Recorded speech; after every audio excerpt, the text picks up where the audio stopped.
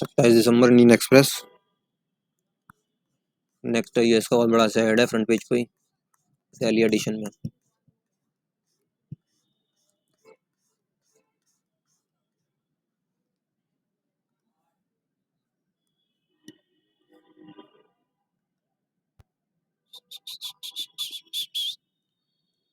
Modi Zelensky talk 10 days after Putin spoke to PM.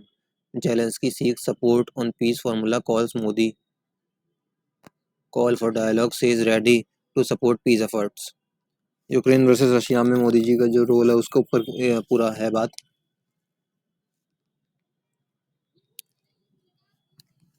Putin भी कह रहा है कि इंडिया हमें सपोर्ट कर रहा है। जेलेंस्की साहब भी जो है थैंक्स बोल रहे हैं सपोर्ट के लिए। यही तो डिप्लोमेसी की जीत होती है। Videocon chief Dhoot in CBI Kochhar net for the first time.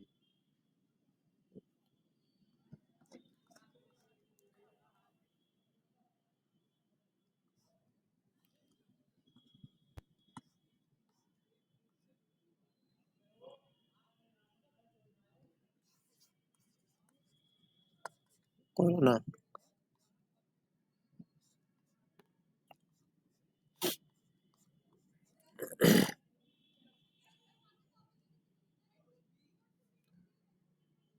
harassed by man he met on app and his friends. DU student jumps off fourth floor to escape.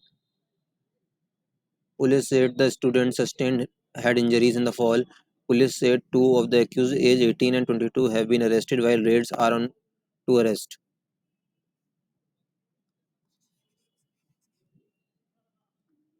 Audio clip of emergency, एक तरफ श्रद्धा आफ्ताब का case है, दूसरी तरफ harassment का ये news है Delhi university से।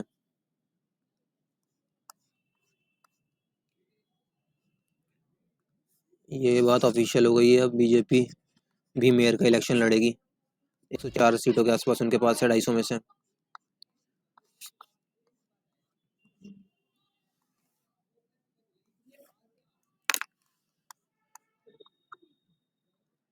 Delhi is colder than Dharamshala and Dehradun.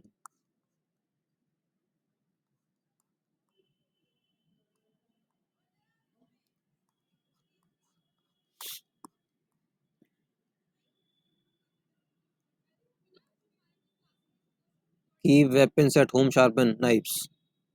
प्रज्ञा ठाकुर ने बोला है कि अपने घरों में जो है चाकू की धार तेज करवा लीजिए, कोई भी जरूरत पड़ सकती है।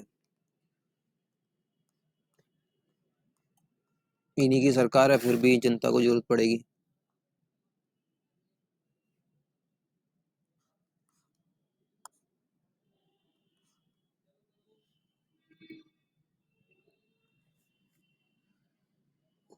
वो जो अली बाबा की एक्ट्रेस ने सुसाइड करी है, उस पर बीजेपी के मिनिस्टर ने बोला है कि लव जिहाद के ऊपर एक बड़ा और स्ट्रिक्ट जो है कानून आना चाहिए। है लव जिहाद के ऊपर कानून, तो यूपी में तो है। In message for Modi, Nitish says India made rapid progress during Vajpayee tenure.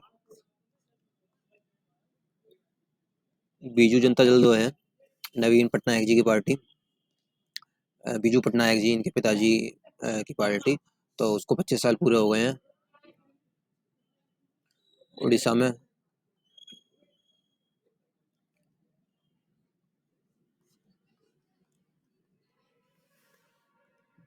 Karnataka में अगले साल इलेक्शन भी है। कर्नाटक ने पास किया है बिल SC ST कोटा को इंक्रीज करने के लिए।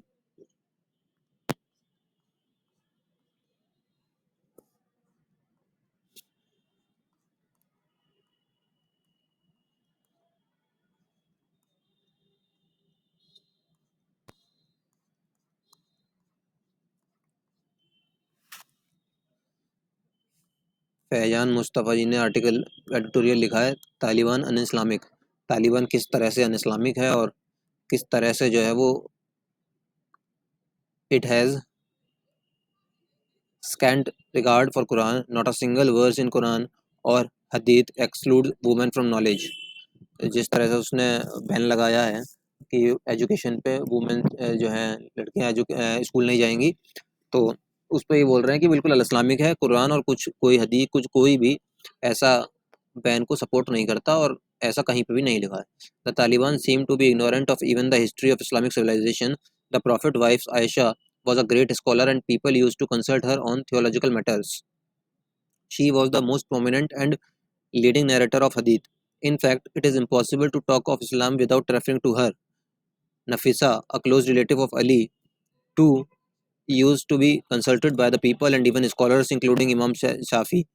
Other prominent women scholars were Shahada, Huzaima, आसमा, मसूदा और शोमान. ऐसा ये लोग लिख रहे हैं.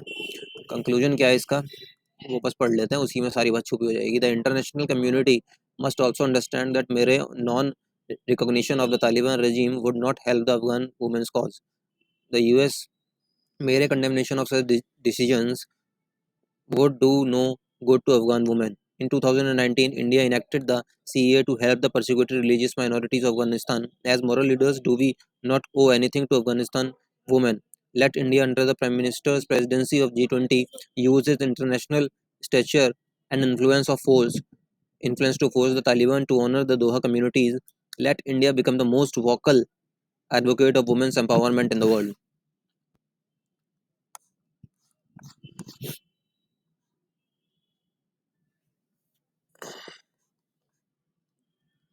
AI के ऊपर एक ही आर्टिकल है. आर्टिफिशियल इंटेलिजेंस, इस पे तो हमने बहुत पढ़ा है. डिजिटल पे तो IoT पे और इस पे और डिजिटल प्राइवेसी पे सब. यशवंत सिन्हा जिन्होंने प्रेसिडेंट का इलेक्शन भी लड़ा था द्रौपदी मुर्मू के अगेंस्ट, तो अब उन्होंने एक ये कॉलम लिखा है इसमें. When India did not strut my chairmanship of G20 was a small piece of news in India.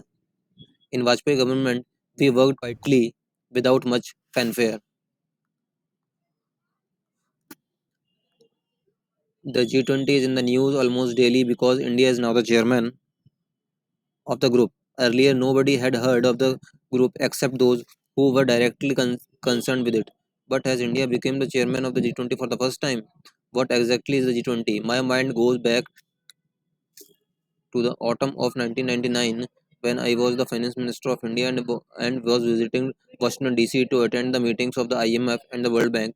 The meeting assumed special importance because in 1997 and 1998 the world had witnessed yet another severe economic crisis, this time in East Asia. The economies in the region had collapsed one by one as a result of their follies. Naturally, it had an adverse impact on the global economy. Naturally, the concern it caused was also global.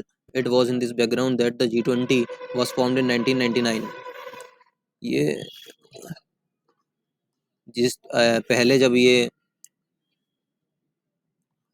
लिख रहे हैं कि first time तो ऐसा नहीं हुआ है कि G20 की चेयरमैनशिप हमको मिली है, और थोड़ा सा आलोचना कर रहे हैं उस बात की कि किस तरह से हर रोज न्यूज़ में यही रहता है, लेकिन इसकी अचीवमेंट्स क्या हैं. और in India now we do everything with an eye on elections. So though it was not our turn, we tried our best to assume the chairmanship of the G20 in 2018, a pre-election year in India. But Argentina did not oblige India despite our best efforts as it was its turn to become chairman. But we have succeeded this time as to 2023 is also a pre-election year, and as is already evident, the government of India is going to milk this opportunity to the fullest. In 1999, when the G20 consisting of the finance ministers and central bank governors was set up, India was elected its second chairman because Vajpayee's India was held in high esteem globally. But we did not make a song or dance about it. We went about our task quietly and in a business-like way. But that was under the first and a very different Prime Minister. Today we have another BJP Prime Minister, but how the style of working has changed, how the whole world has changed. So fasten your seat belts. India is the chair of the G20.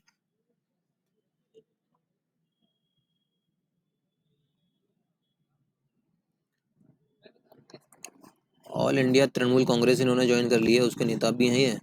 और इन्होंने जो है ये थोड़ा सा critical आलोचना उनकी की है ये राहुल गांधी की यात्रा के बारे में. मनीशंकर अय्यर ने छापा है. कांग्रेस के सीनियर लीडर हैं, मिनिस्टर भी रहते पहले ही हैं यूपीए में.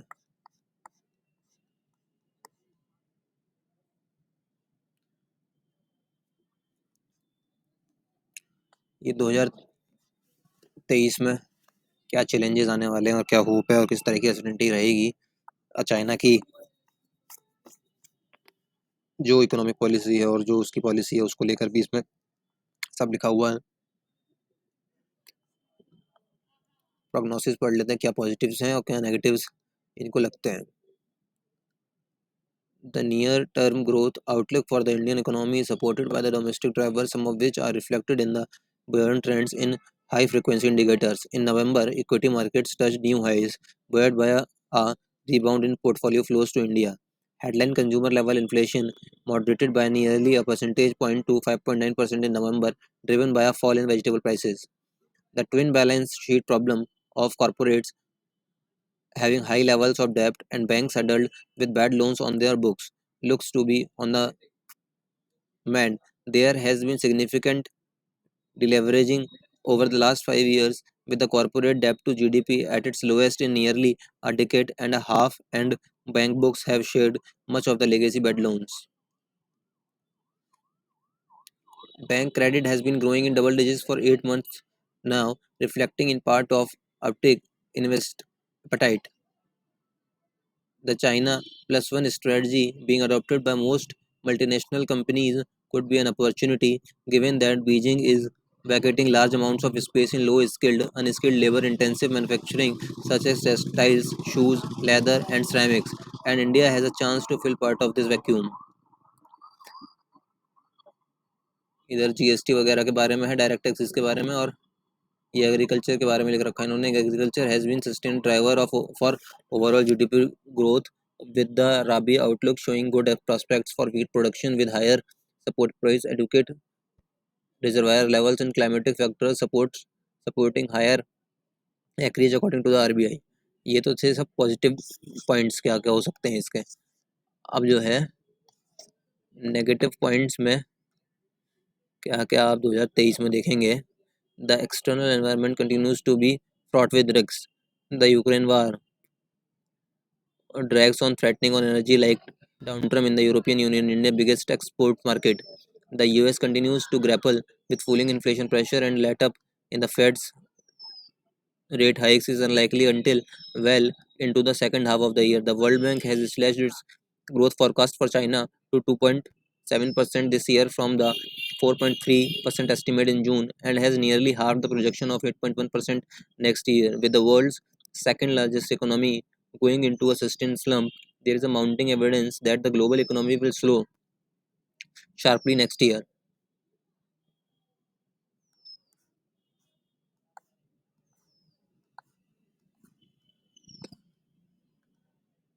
In India, manufacturing continues to be wobbly. Factory output, as measured by the index industrial production, slumped to a 26-month low in the festive month of October. Private consumption के बारे में इनका कहना है, the anomaly of private consumption growing at over 9% even as manufacturing has shrunk by over 4% is worrying. Part of this can be explained by falling exports. The other plausible reasoning is that the consumption growth is being driven by the upper income groups whose consumption is far more important than it is dependent upon domestic products.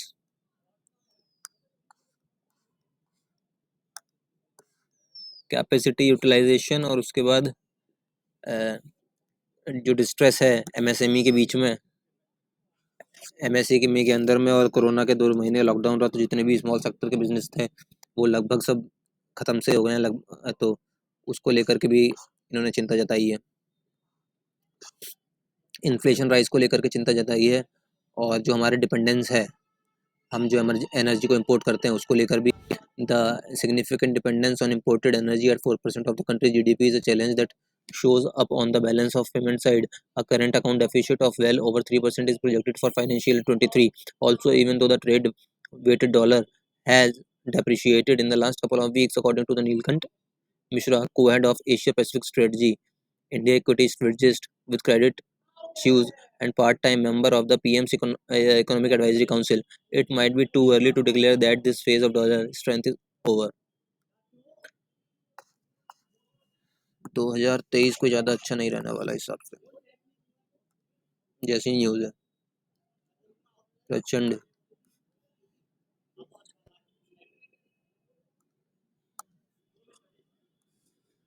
इस PM प्रचंड फिर से वहाँ के PM बन गए हैं।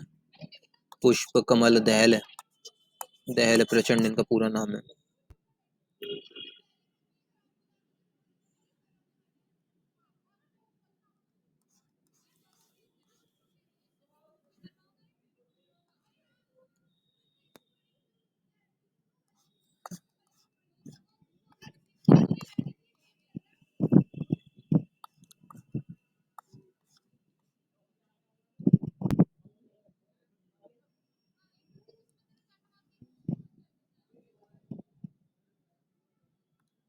ये कोविड डेथ में जो इंश्योरेंस थे उन्होंने कितना क्लेम किया उसके बारे में। इंश्योरेंस सेटल 15 लाख पॉलिसीज को सेटल किया है और इतने पे किया है। 45,817 करोड़ जो है डेथ क्लेम पे किया है। 17 करोड़ नो क्लेम्स रेप्यूटेड हैं। इतना अमाउंट सेटल हो चुका है। अब कितना, 2,25,219 क्लेम्स को सेटल किया है, जिसमें कितना खर्च हुआ है? 45,817 पे कर चुके हैं insurance company.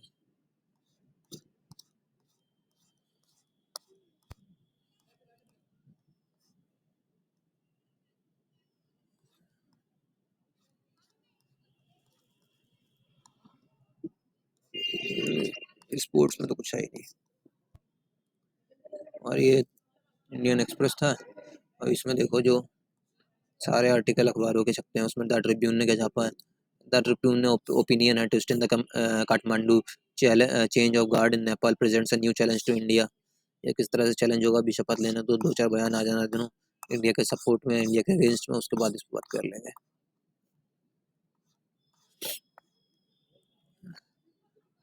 No cause for COVID alarm, but we must be on the guard.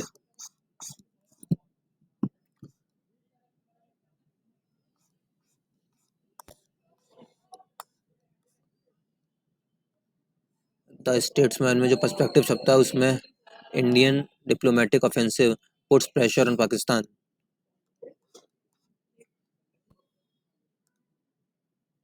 Retired major general army के जिन्होंने लिखा है, forgets the word of Pakistan's foreign minister Sheikh Rashid, who stated post the Taliban takeover in Kabul, we should know with regards that the process of Indian funding to the TTP, which had been ongoing for a long time, has ended. India's presence in Afghanistan is currently restricted to Kabul. For Pakistan to conjure Indian involvement when its own security forces fail is normal.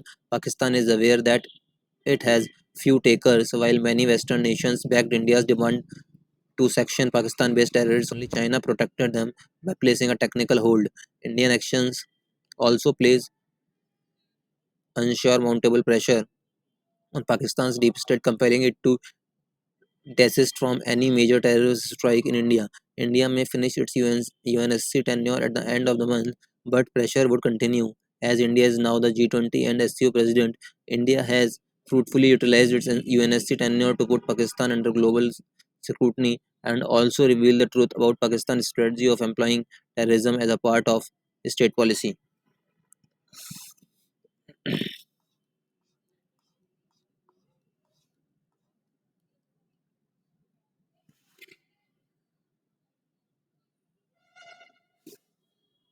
ये मिलेनियन post में एक article छपा है, free from political precautions. While the influence of politics on bureaucracy is inevitable, it should lead to intervention rather than interference to bring great accountability to the work culture. Bureaucracy पे जो politics का जो influence होता है यार, वो तो होता ही है, क्योंकि ब्यूरोक्रेसी का प्रमोशन और ये सब, और उनको जो शाबाशी वगैरह मिलती है पॉलिटिशियंस से, वो बहुत मैटर करता है। Empowering citizens and ensuring greater transparency have to be main focus. In the gap between citizens and the administrative entities is to be narrowed. इन्होंने देख कहीं पे लिख रखा है, डेवलप्ड कंट्रीज में ब्यूरोक्रेसी और पॉलिटिकल लीडर का जो है ना रिश्ता, उसके बारे में वो पढ़ लेते हैं, वो इंपॉर्टेंट है पैराग्राफ। ये रहा, in developed countries bureaucracy and political leadership have an interdependent and complementary relationship. In France, higher level bureaucrats help to shape political events and determine political outcomes. The technocracy, the large number of elected representatives to the French National Assembly, have a bureaucratic background in the United States, around 3,000 appointments on higher and lower levels of government are political, including judges and ambassadors. It is a strange, complex relationship between politicians and government servants with separated institutions sharing powers and functions with politics and administration. In the British Whitehall model of bureaucracy, the, the politicians depend on bureaucrats both for policy advice and the implementation of the policies, a close partnership akin to India. In Germany, bureaucrats have personal responsibility for the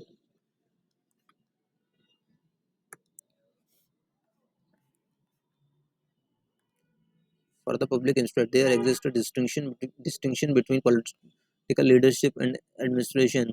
In the UK, Western nations have been bureaucracies, and the political leadership prefers responsive competence to natural neutral competence in bureaucrats for obvious reasons. However, it is political intervention on principles rather than 24/7 political interference driven by politics of identity, a cause of developing countries.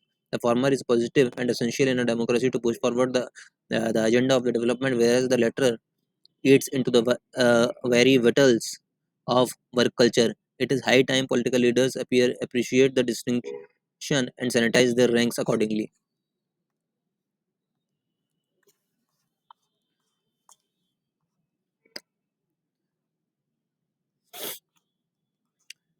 ये जो unparliamentary language use होती है उसको लेकर के भी एक इन्होंने एडिटोरियल लिखा है।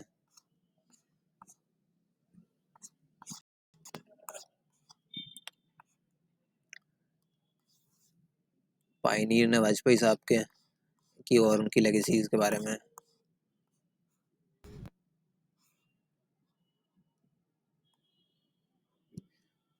ये जो फ्री राशन डिस्ट्रीब्यूशन स्कीम है इसको लेकर के ये कुछ क्वेश्चंस उठा रहे हैं। 81 करोड़ लोगों को फ्री में जो राशन मिलता है पीडीएस के थ्रू, पब्लिक डिस्ट्रीब्यूशन स्कीम के थ्रू। इसका जो है कंक्लूजन क्या कह रहे हैं, ये इनका कहना है कि लास्टली 81 करोड़ सिटीजन्स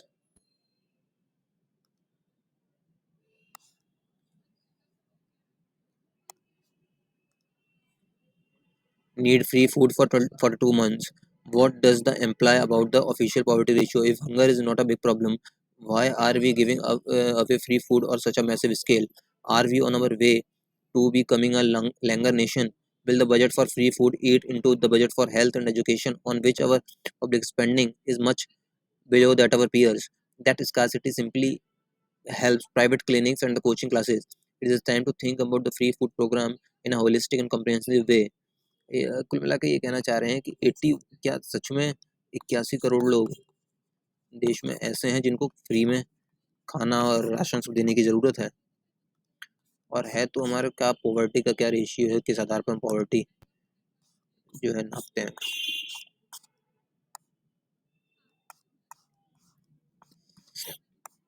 बाकी तो सब में काठमांडू में क्या हुआ है, मतलब जो नया नेपाल के प्राइम मिनिस्टर हैं और कोविड की फाइट और चाइना इश्यूज, बाकी सब यही था न्यूज़पेपर्स में। बिजनेस लाइफ में वही है कि 2023 कैसा रहेगा फाइनेंस के हिसाब से, ये अभी 30 दिसंबर और 31 दिसंबर को बहुत आर्टिकल छपेंगे, हम उसमें पढ़ लेंगे। कल हमने इंडियन एक्सप्रेस में पढ़ाई था वो 2023 इन कोट्स, वो अच्छा था।